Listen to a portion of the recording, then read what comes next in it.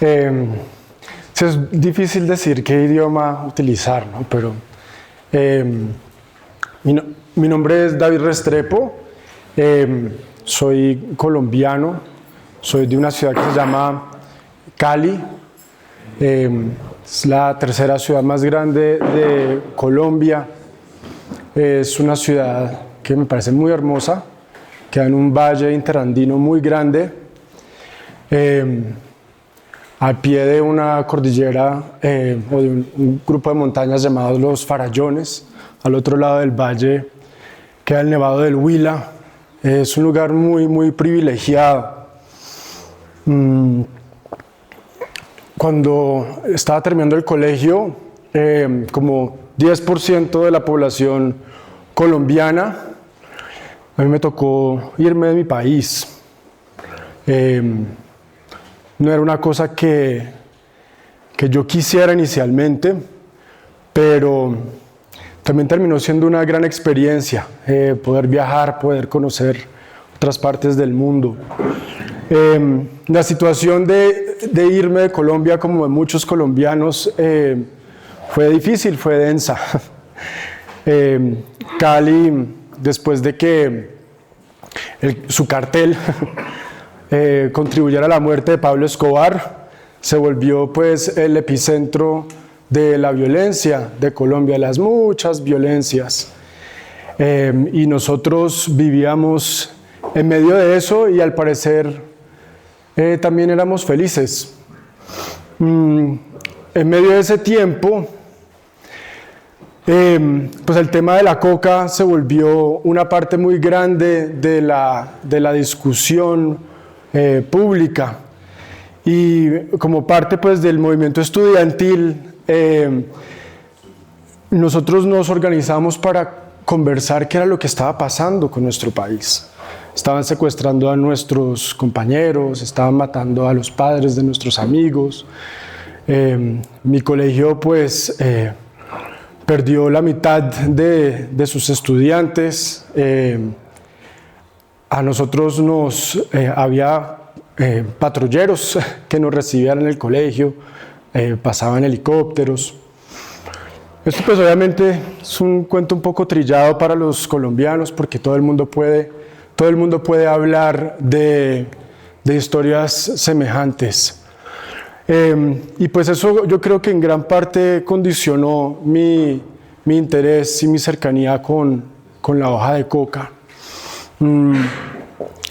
Algo que yo entendí mucho más tarde es que de hecho Cali está llena de coca. Lo que pasa es que nosotros en Cali, muchos de nosotros no sabíamos que eso era coca. De hecho, la primera vez que yo reconocí que un pedazo de tierra que tenía coca fue en un vuelo a Guapi para ir a una isla muy hermosa que se llama Gorgona, y el profe, cuando estábamos ya llegando a este pueblito en la costa, apuntaba unos parchecitos verdes, un verde muy intenso, fosforescente, y decía, eso es coca. En esos cultivos es que arranca la guerra en nuestro país. Esa era la definición de la coca. Entonces, al llegar yo pues a Estados Unidos, tuve la fortuna de que me dieran una beca para estudiar en una universidad en Vermont. Una de las cosas que hice, yo estudié economía, ciencias políticas. Una de las cosas que hice fue tratar de entender por qué me había tocado ir de mi país y cuáles habían sido los factores. Y una de las cosas que me puse a estudiar fueron las políticas de la coca de Colombia y de los países vecinos de Perú y Bolivia. Y algo muy interesante que entendí en esa primera investigación científica dedicada era que Colombia tenía la política contra la coca más represiva de la región, que por algún motivo nosotros nos habíamos ensañado en fumigar, en confiscar, en irnos lanza en ristre contra los narcos, contra los guerrilleros, contra los paracos, y sin embargo seguíamos siendo un país supremamente violento, y supuestamente la idea era que con esa represión se atajaba la guerra. Y mientras tanto veía que en Perú y Bolivia pasaban cosas bastante diferentes, que además de que había unas movilizaciones campesinas e indígenas que habían logrado que la coca fuera respetada como una industria legal, que en el discurso de estos países había un reconocimiento de la coca muy diferente. Estábamos en plena época de la mata que mata, del gobierno Uribe, y los bolivianos y los peruanos hablaban de la coca diferente. Y eso me generó mucho interés y me puse a escribir sobre esto. Por cuestiones de la política gringa, yo no me pude quedar en Estados Unidos, sino que me tocó irme nuevamente al Reino Unido en este caso. Y emprendí un camino bien interesante. Yo necesitaba plata, necesitaba ser independiente.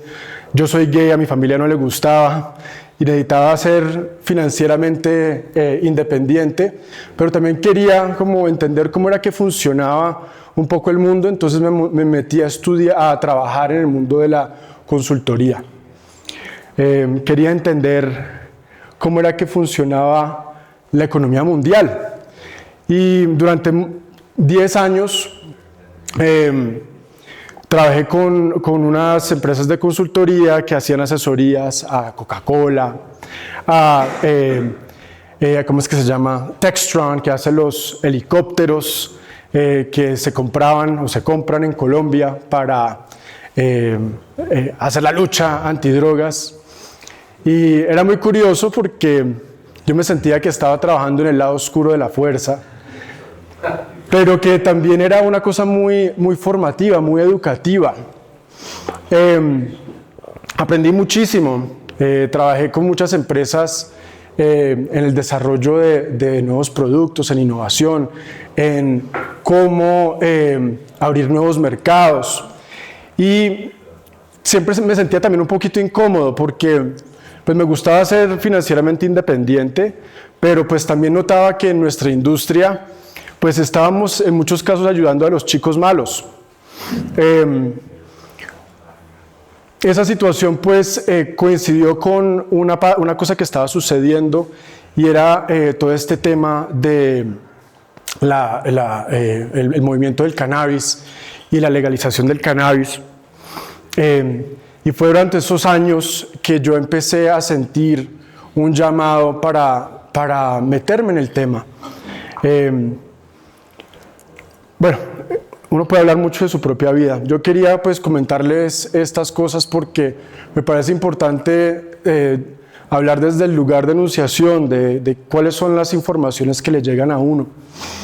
Entonces cuando yo arranqué este camino de aprender sobre las plantas maestras y sobre la coca, arranqué con esta tesis de que había que hacer lo que se estaba haciendo con el cannabis, de que había que desestigmatizar la coca como se había hecho con el cannabis, de que había que generar grandes empresas para que esas empresas tuvieran la fuerza para irse en contra del régimen prohibicionista y abrir un mercado legal, de que había que desarrollar productos nuevos y grandes innovaciones para que esta industria pudiera ser más vital.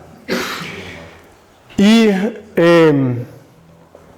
de hecho con ese tipo de información llegué a Colombia a tratar de ver de qué forma se podía aportar en ese camino.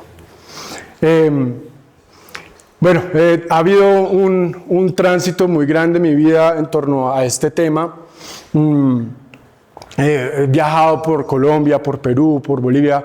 He tenido la suerte de conocer personas maravillosas que me han mostrado otras caras de la coca. Por ejemplo, en Cali me di cuenta que sí, estamos llenos de coca. De hecho, hoy vivo en una casa que me parece muy bonita en el centro de Cali. Una de las cosas que me enamoró de esa casa es que detrás tiene un árbol de coca de más de 3 metros, un troncazo así enorme.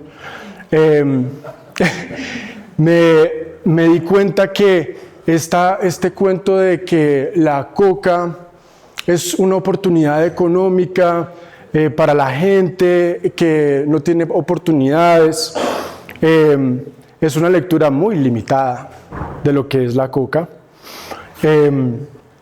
Y empecé a entender que hay un lado muy profundo, místico, espiritual, del que han hablado los compañeros, que me parece que realmente es el punto central de esta ecuación. Pues yo voy, digamos, yo puedo hablar desde diferentes lugares. Yo hoy voy a hablar una parte como académico. Yo hoy en día trabajo en 3 organizaciones distintas. Soy investigador asociado en la Universidad de los Andes, con el CECED, con María Alejandra, que presentó ayer. Hemos trabajado mucho en ese tema juntos. Recientemente también estaba acompañando a Fabiola, a Juan, en una idea que pues más adelante voy a compartir con ustedes, que es FedeCoca, es una federación de cocacultores. Y también terminé siendo productor de una película que está dando sus vueltas ahorita por el mundo. Parece un poquito raro, ¿no?, la combinación de estas 3 cosas, y sobre todo la última, pero en últimas para mí están completamente conectadas. Esta película, y pues obviamente tenía que aprovechar para hacerle cuña, que nos ha ido muy bien, nos ganamos el premio del público en Cali, ya llevamos como 10 festivales. Es una historia muy rara de una comunidad de exevangélicos judíos de un barrio de clase media baja de Cali, se llama El Guabal, que como miles de personas alrededor de Latinoamérica se están convirtiendo al judaísmo ortodoxo para emigrar a Israel. ¿Es un documental o es una película? Es un documental, es una historia de la vida real, esto está pasando. A nosotros esto sucedió durante el paro, cuando tomamos la decisión de producir esta película. Y la razón por la cual esto está conectado con la coca es porque una de las razones que veo que llevan a que muchas personas en Latinoamérica se quieran ir del país, adopten estas religiones que en algunos casos yo tengo mucho respeto por lo que ellos hacen. Pero es muy extraño que estemos adoptando relatos tan ajenos a nuestro propio territorio. Y en el caso de ellos, uno de sus grandes problemas es que los judíos tradicionales no los aceptan. Yo veo en mi ciudad, y nuevamente la guerra está volviendo y hay miles de personas queriéndose ir. Estamos buscando el sueño americano, el sueño israelí en el caso de esta gente, el sueño europeo. Pero, ¿cuál es el sueño nuestro?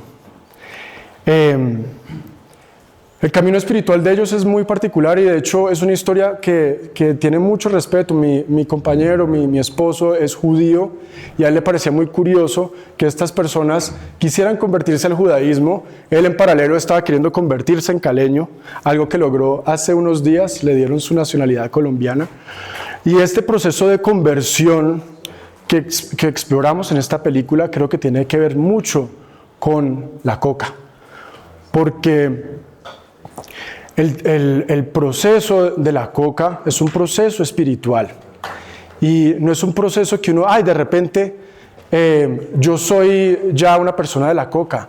No, el proceso de conversión es un proceso que se tiene que seguir con cierto rigor y que requiere la obtención de un permiso por parte de una comunidad.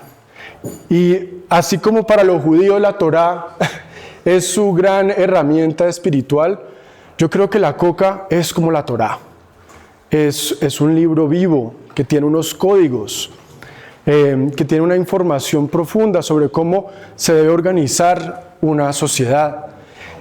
Y no basta ella sola, de hecho se requiere una serie de cosas. Aprendiendo del maestro Imika, que está acá con nosotros, en el pueblo Tubú, la planta es uno de los varios pilares que se necesitan para realmente transformar la coca en una medicina y poder usarla como una herramienta espiritual. El pueblo Nasa también tiene sus códigos. Entonces, pues quería comentar esto porque estoy también en ese camino. Entonces, si bien soy un académico, también puedo decir que estoy en un proceso social y tengo un vínculo espiritual y voy a tratar de poder diferenciar esos roles. La universidad me ha pedido que trate de, cuando voy a hablar de algo, diga cuando estoy hablando como académico y cuando estoy hablando como un converso. Y entonces lo voy a intentar. Bueno, entonces ahorita voy a hablar como académico, como CECED. Estamos haciendo un proceso de investigación para tratar de entender cómo funciona el mercado legal de la hoja de coca en Colombia, un mercado que la compañera Fabiola ha sido una protagonista en construir. Nosotros no sabemos en Colombia cuántas personas consumen productos legales de hoja de coca. El Perú tiene este censo que ya, bueno, está un poquito desactualizado, pero pues es relativamente reciente, 2019, que dice que hay casi 6 millones de personas que consumen productos de coca legal. En Bolivia es la mitad, pero como es un país con menos población, eso representa casi 30% de la población. En Colombia y los otros países, Argentina, Chile, Ecuador, Brasil, Venezuela, yo de hecho recientemente que estuve en el Paraguay, encontré coca en el mercado. Entonces creo que el Paraguay, que a veces no se discute mucho, también es parte de este cuento.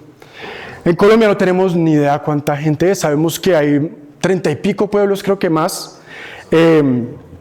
que tienen un vínculo cultural aún con la hoja de coca, hay algunos que lo tenían antes y que lo perdieron. Por ahí en los años 40 se hizo un estudio en donde se contabilizó el número de personas que usaban coca y eran alrededor de 60,000. Hace poco, no es un buen estudio, pero eso pues, fue un dato que publicaron. Más recientemente, pues, en el dossier para la OMS hablan de un número más alto, de más de 1 millón de personas que tienen un vínculo cultural. Pero yendo a tierra adentro, también, por ejemplo, es muy notable que el uso ya no es cotidiano. El uso, por ejemplo, entre muchos de los NASA hoy en día se circunscribe a la medicina tradicional. Entonces, es difícil de comparar, pero estamos en ese ejercicio y queriendo dimensionar cuál es la oportunidad, cuál es el nivel de demanda de hoja de coca que hay en Colombia. Hemos estado entonces en este camino, todavía no hemos terminado y lo que les voy a mostrar pues son datos preliminares. Entonces hemos estado hablando con comercializadores de producto terminado, también con productores primarios de hoja propiamente y de mambe. Entre ellos pues hay que agradecerle mucho a Cocanasa, a empresas como Biococa, Origen Amazonía, que me han estado apoyando para entender cómo funciona esa economía. Y hemos estado hablando de los niveles de ventas, de los costos, de los márgenes que se logran por la categoría de producto. Y empezando a entender una estimación de usuarios. Es duro, todas las empresas que hay en Colombia son chiquitas, entonces no es que tengan pues un montón de datos que puedan ofrecer, pero empezando como a entender los usuarios cuánto consumen de los diferentes productos. En particular del mambe, que es un producto que se vuelve para los que nos volvemos conversos de él en usuarios diarios. Y estamos analizándolo con este esquema, que yo creo que es lo que es más representativo hoy en día del mercado legal de la coca en Colombia. La categoría de infusiones, pues de coca como aromática, la categoría de coca como ingrediente para otros alimentos, y la coca para mambeo, ya sea como hoja suelta o como mambe que hemos estado compartiendo. Los hallazgos al momento es que es un mercado no insignificativo, pero pues bastante chiquito, dominado principalmente por la mezcla de coca como alimento, infusiones y coca como ingrediente, pero con un crecimiento cada vez más notable del uso de coca para mambe. Ahí no estamos incluyendo a los consumidores, a las personas que tienen una relación con la coca ancestral en los pueblos indígenas, porque en muchos casos ellos están cultivando para su autoconsumo. Eso no es completamente, no es 100% cierto. Uno, por ejemplo, va a la Sierra Nevada y se encuentra que algunos pueblos están comprando coca de sus hermanos, de otras comunidades. Entonces también hay un comercio tradicional interno, pero ese comercio digamos, es difícil de contabilizar, ese uso. Entonces nos hemos enfocado más que todo en los bunachis, los mushkas, que compramos coca, pamambeo, comercialmente en los mercados urbanos. A mí me parece que es un mercado bien bonito, que vale la pena proteger, porque es un mercado bastante equitativo. Aquí estoy presentando una gráfica que muestra la distribución de las ganancias totales en la cadena de valor según el eslabón. Entonces en azulito están los cultivadores, en anaranjado está el transformador primario, que son las personas que secan la coca, es una práctica, bueno, y los que hacen mambe. El transformador final, que vendrían a ser empresas como Cocanasa, como Biococa, y los distribuidores, que son los que venden la coca en el punto de venta. Como ven aquí, la participación en ganancias de los productores y los transformadores primarios es casi 20%. Cuando uno compara eso con el mercado de la cocaína, en el mercado de la cocaína esos actores se quedan con el 1 o 2% de las ganancias. Entonces es una distribución, digamos, del valor generado mucho más ventajoso para las comunidades que lo que ofrece el mercado de la cocaína. Lo otro que se da en este mercado es que en general la compra es bastante estable, que los precios son bastante más altos que el precio al que está comprando en Colombia el narcotráfico. Esto no es siempre cierto, pero porque a veces hay unas expectativas altas y puede subir bastante el precio, pero en tiempos recientes en Colombia el mercado legal compra a mejor precio que el narcotráfico, y que el modelo de cultivo parece conservar las prácticas culturales de las comunidades. El cultivo es un multicultivo, la producción es limitada, estamos hablando de que un productor promedio produce menos de 300 kilos de hoja al año, mientras que en la industria ilegal por una hectárea se está produciendo 1 tonelada, es una producción intensiva. Y digamos, el bagaje cultural del uso de la coca para medicina se conserva y de hecho incluso se promueve, porque por ejemplo en el caso del sistema productivo del mambe, la producción se hace en la maloca en muchos casos. Hay unos ejemplos, unas anécdotas que me han compartido recientemente de que ya se está empezando a dar, sobre todo para el mambe, una industrialización a más grande escala, pero hasta donde nosotros hemos hecho la revisión, eso no es el patrón general. La mayoría de los productores todavía están muy concentrados en una producción artesanal. Javier, una pregunta, ¿sabes si tienen como comparado con otros productos agrícolas esa distribución? Sí, pero la verdad, entrar en eso, no quise entrar en eso ahorita. Yo creo que varía mucho. Yo ahorita he estado estudiando también la industria de la marihuana para uso recreativo y legalizada, y esta distribución es mejor que la de la marihuana, pero bueno, eso yo creo que podemos hablar después. Bueno, aquí simplemente quería compartir un trabajo que hizo un colega en la universidad, en donde se muestra esa distribución de las ganancias para el mercado de la cocaína a nivel nacional, y aquí nuevamente la distribución que va para el productor primario es menos favorable que la que se está dando para la coca legal en Colombia. Bueno, esta diapositiva la traje porque digamos que lo que a mí la impresión que me generan estos datos del mercado legal es de lo positivo que es este comercio, Y en esta gráfica hay muy pocos estudios sobre el efecto farmacológico que tiene la hoja de coca, pero digamos, el tipo de absorción, la farmacocinética de la hoja de coca pareciera ser, tiene todas las indicaciones de ser un producto que no hace daño, que es muy beneficioso incluso porque es una estimulación sin estos picos y valles de activación. Pero lo que encontramos es que este mercado ha tenido unas barreras insistentes a lo largo de mucho tiempo. Ya hemos hablado y María Alejandra les compartió que las autoridades sanitarias han hecho todo lo posible para impedir que este mercado surja. La comercialización que se da, que hace Cocanasa, que hacen las otras empresas que están haciendo esto, es en canales muy especializados y yo diría un poco hasta guerrilleros, osados, que se han puesto la camiseta por la idea, pero que no necesariamente la tienen muy fácil. Y lo hacen en medio de un ambiente bastante hostil, donde continúa una percepción negativa del producto o hay mucha ignorancia, y en donde también pues realmente aprender a usar coca no es tan fácil. Yo creo que ustedes lo han notado. El mambeo, yo creo que es uno de los amazónicos, es uno de los métodos más fáciles, pero si uno no se lo pone bien, uno se puede hasta broncoaspirar.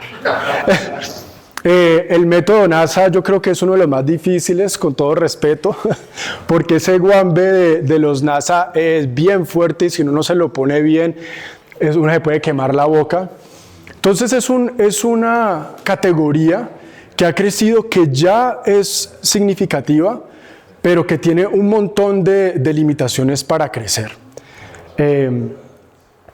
Entonces yo aquí les voy a compartir como unas proyecciones que estamos haciendo, que llamamos Horizonte 1 y Horizonte 2, si ciertas condiciones del mercado cambiaran. Primero, si las limitaciones de INVIMA, del FDA colombiano, se superaran. Si en Colombia, para la categoría de infusiones, alcanzáramos el mismo nivel de penetración que se ha logrado en el Perú. Tengo un amigo muy cercano, Alfredo Menacho, que tiene una empresa muy bonita llamada Guabasana. Si ustedes alguna vez van al supermercado, busquen Guabasana y compren sus infusiones. Él me cuenta que, aunque oscila bastante, la categoría alcanzaba a veces 3% de penetración de todo el mercado de las aromáticas en el Perú. Entonces, puse esa estimación para ver qué podría suceder. Otra cosa, digamos, otro factor para este cálculo, esta proyección, es la relación que tiene la categoría aromáticas con otros alimentos de coca, o que usan la coca como ingrediente. Es difícil saber porque estamos hablando de una variedad muy grande, ¿no? Estamos hablando de galletas, de licores, de pomadas, pero en Colombia, en los últimos años, esa subcategoría parece tener un poco más del doble del tamaño que la de aromáticas, entonces usamos ese supuesto para ese cálculo. Y en el Horizonte 1, yo me puse a especular qué sucedería si de la estimación que tenemos de hoy en día, de unos 10.000 mambeadores que están pagando por comprar el mambe, si eso subiera a 10 veces. Bueno, en el Horizonte 2 hago esa misma proyección con esos mismos valores, pero subo a 10 veces más, y si hubiera 1 millón de mambeadores. Esto, y pongo la pizca, esto no es diciendo que eso sea bueno o malo, simplemente un ejercicio de proyección especulativo. Y esos números de personas, uno podría decir, uy, pero eso es un montón de gente. Estamos locos si pensamos que en Colombia va a haber 1 millón de mambeadores. Pero yo no creo que sea absurdo pensar en eso, porque en Bolivia casi 30% de la población mambea. Entonces, Colombia tiene 50 millones de personas. Entonces, 1 millón pues realmente está lejos de ser el nivel de penetración que se alcanza en otros países andinos. Entonces, esta es una estimación de lo que sucedería a nivel de ventas. Tenemos el nivel actual, en donde, según las estimaciones que tenemos, el mercado de la hoja legal en Colombia, a nivel consumidor, dependiendo de donde uno se para en la cadena de valor, varía el valor. Pero a nivel de consumidor, hoy en día vale un poco más de $1 millón. Eso representa, en cuanto a demanda nacional, apenas 60 toneladas de hoja de coca anualmente, que pues es una chichigua. Con este nivel de producción promedio por unidad productiva, es aproximadamente 200 familias. Es un número bastante pequeño, con un número de usuarios que rondan los 100,000. En el horizonte 1, superando estas barreras de INVIMA, logrando que haya más mambeadores, necesitaríamos 850 toneladas de hoja de coca que requerirían casi 3,000 unidades productivas. Y eso generaría ventas de aproximadamente $24 millones. Ya $24 millones en Colombia empieza a ser plata. Pero si damos un salto adicional y logramos 1 millón de mambeadores, estamos hablando de un valor del mercado de hoja de coca legal de casi $70 millones. Eso en Colombia es plata bastante buena. Y ya empieza a ser un montón de toneladas y son aproximadamente 13,000 unidades productivas. Lo que decía María Alejandra ayer, claramente, incluso proyectando esto, este mercado de la hoja de coca legal, pues sería una fracción de lo que es el mercado de la cocaína. Hoy tenemos 250,000 hectáreas de coca para cocaína. Entonces, pues esto es una fracción bastante chiquita, menos del 10%. Pero sería un número que se empezaría a ver y a sentir. ¿Qué vas a decir, Luis? Entiendo que es especulativo. Pero ¿qué cifras o datos tenemos para ver que está subiendo así? ¿Cómo sabemos que está subiendo así? Si no, bueno, tenemos por un lado las cifras de crecimiento de las empresas que operan en el mercado, como los colegas aquí, y ha habido un crecimiento constante. Recientemente eso se ha estabilizado, no ha estado creciendo tanto. Para el mercado del mambe solamente tenemos anécdotas. Y es un mercado bastante artesanal, entonces, y no hemos hecho una gran encuesta para poder saber, pero sí hemos empezado a encontrar que hay más y más polos de producción. Puerto Leguízamo, el Putumayo es uno, en Leticia es otro, en el Caquetá hay varios sitios, y lo que nos dicen las personas con las que hemos estado hablando es que ha habido un crecimiento importante. Yo me he concentrado en el mercado nacional, pero los productores de mambe también están hablando del crecimiento de un mercado internacional para Sudamérica, para Norteamérica, para Europa, que se hace con riesgo porque hay confiscaciones. Pero estaba queriendo concentrarme en el mercado nacional porque es lo que podríamos aterrizar más. O sea, ha habido ejercicios parecidos a esto en el pasado que han puesto números de $20 billones, que yo no sé qué. Pero esto es basado en lo que ya hay en Colombia y en las posibilidades comerciales actuales. Y a pesar de que es solo Colombia, y Colombia es un paisito, ya empieza a ser un caso de inversión importante para un capitalista.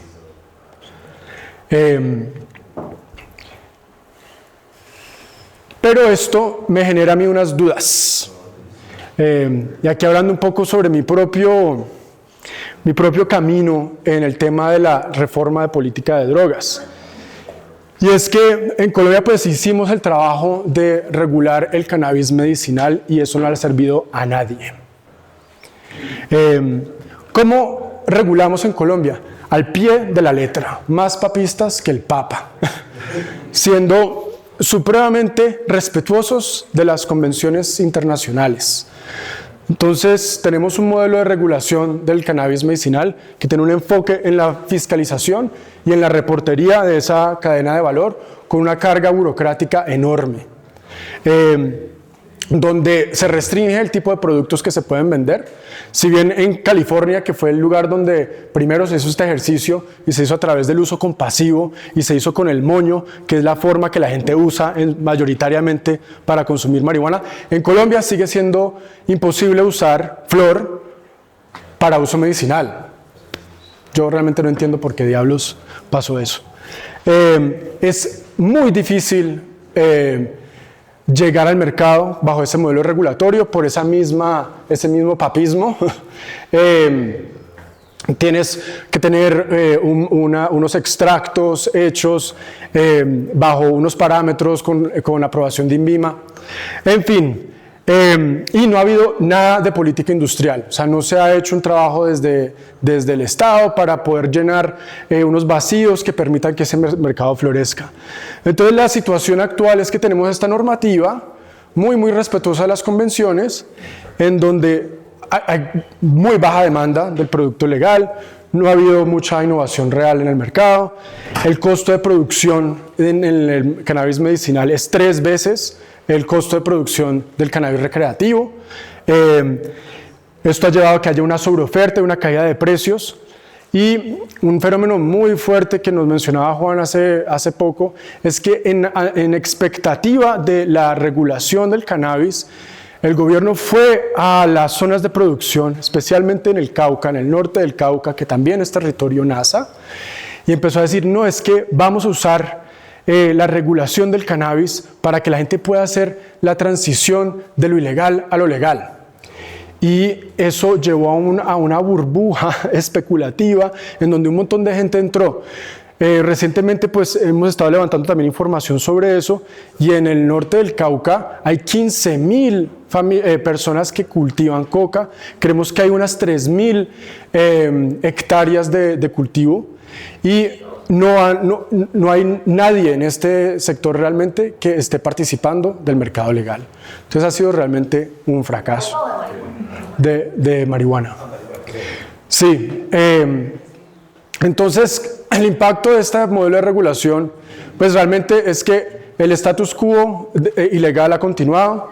Ha habido una pérdida de capital político que ahora nos está pesando mucho en el tema de la hoja de coca, porque las comunidades dicen, esto es regulación, es un cuento, esto realmente no nos va a ayudar a nosotros. Ha habido una captura corporativa del mercado legal, son grandes empresas las que lo poco que está generando, lo están generando ellas, y el pequeño no está participando. Entonces yo me termino de preguntar, y realmente ese también es un poco mi rol en este ejercicio, ¿la coca legal realmente vale la pena? Y creo que las preguntas que nos tenemos que hacer es, ¿se protegerán a los abuelos y las abuelas de las comunidades indígenas y campesinas en este proceso? ¿Se conservará el conocimiento y la cultura? ¿Quién realmente se beneficiará? ¿Y cuál será el impacto real sobre la dinámica de guerra en Colombia? Yo creo que si no tenemos respuestas para esas preguntas, muchas de estas iniciativas no van a tener el respaldo político que deberían tener. Y nuevamente yo creo que tenemos que pensar en la coca no solamente como un producto. Si bien hay culturas que aceptan eso, yo creo que tenemos que entender la coca más ampliamente como una medicina socioambiental, que es un ingrediente esencial para construir un buen vivir, para fortalecer a una comunidad a través de un proceso que los mismos sabedores de la coca conocen. Bueno, creo que no va a tener mucho tiempo para hablar de esto, pero pues en ánimo también de generar una respuesta a estas dificultades que tiene el camino de la reglamentación en la jurisdicción ordinaria. Con Juan hace un año y medio empezamos en la formalización de la Federación de Cocacultores de Colombia. ¿Y qué es lo que pretende hacer esta federación? Pretende ser una organización productiva de la coca que complemente el trabajo que hacen las organizaciones campesinas e indígenas, pero que se enfoque solo en la coca. Las organizaciones campesinas e indígenas tienen mucho trabajo, porque en muchos casos fungen como Estado en sus territorios. Y en el caso colombiano están teniendo que lidiar con un montón de frentes. Entonces, creemos que bajo esa situación es muy difícil realmente darle liderazgo al tema de la hoja de coca. La idea de FEDECOCA es unir a los pueblos en torno a cómo es que se va a transmitir ese conocimiento, ese saber a las próximas generaciones. Entonces su enfoque es la promoción de la cultura y de la espiritualidad de la coca. Y eso implica el fortalecimiento de una economía ambiental, del tipo de modos de cultivo que hoy están primando en el mercado de la hoja de coca legal. En Colombia tenemos una gran experiencia en organizaciones productivas. Colombia tiene quizás la organización productiva de café más poderosa y longeva del mundo, que es la Federación de Cafeteros. Yo creo que hay cosas que estamos queriendo aprender de ese camino. Algo que hace la Federación de Cafeteros es que por cada $1 de café que se exporta, 6 centavos se va al Fondo Nacional del Café, que esa federación opera y que ha sido instrumental en el desarrollo de muchísimas regiones de Colombia.